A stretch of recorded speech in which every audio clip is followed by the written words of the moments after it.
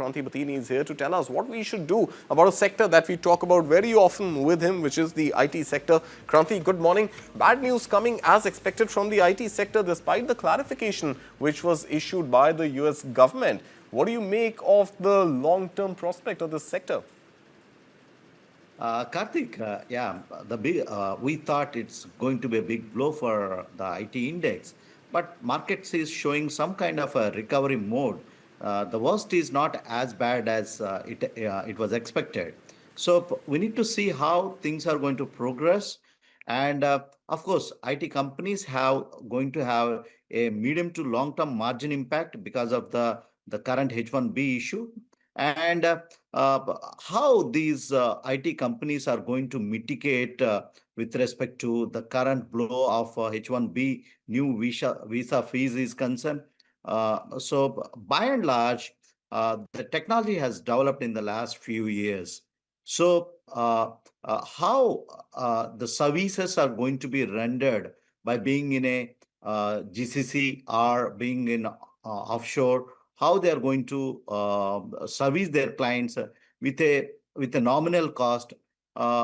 This is the key trigger the IT companies are going to look forward in the going forward. But one thing is, Kartik, I'm pretty much confident with respect to our Indian IT service sector is concerned, because they witnessed the TMT bubble in 2000, the technology, media, telecom wrath that markets witnessed in the early 2000, and they went through the shifts like the great financial crisis in 2008. Most recently, for our memory, how the pandemic they handled the Indian IT companies despite of different challenges. So the current blow that has come in terms of the policy making decision is concerned. The Indian IT companies find a way to mitigate these kind of policy risks that are propping up due to the administrators in US. What should the retail investor at this point do? Because, of course, we are going to see hedge funds, we are going to see, FIIs follow very different strategy. But these have been pretty much blue chip stocks that retail investors have held and nurtured for a very long time, Kranthi. So what should retail investors at this point do with their IT stock holding? Is this, number one, a good time to buy, or do you think the worst is perhaps yet to come for IT stocks? And those who are holding it, obviously, this may not be the best time to sell, but will there ever be a good time to sell? Kartik, first and foremost thing is the best strategy to mitigate with these IT stocks at this point of time. Our sector, IT is concerned. If the investors are holding any IT companies, if he is an investor for long term, definitely hold on to the chips. It's not the time to sell. Don't get panic. Just hold on to the stocks in their portfolio.